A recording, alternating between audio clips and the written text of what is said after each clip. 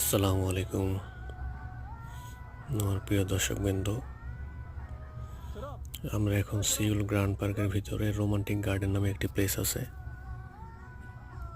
ওই প্লেসটাতে এখন ঢুকবো।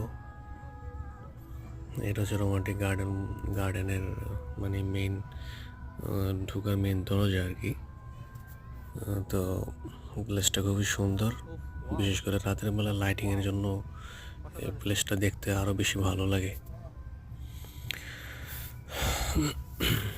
এছাড়াও সিওল গ্র্যান্ড পার্কটা আসলে অনেক বড় পরিসরে করা। এখানে বিভিন্ন বিভিন্ন ধরনের রাইড আছে, তারপরে চিড়িয়াখানা আছে। তো আমরা বাংলাদেশি ভাইরা যারা কোরিয়াতে নতুন আসছেন তারা এই প্লেসটাতে ঘুরে দেখে আসতে পারেন।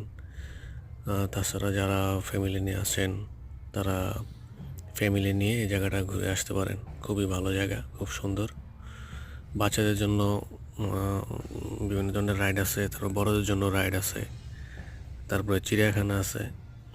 ওখানে আপনার কেবল তারে ঘুরে দেখার জন্য ব্যবস্থা আছে, টিকিট কেটে ওগুলো দেখতে হয়।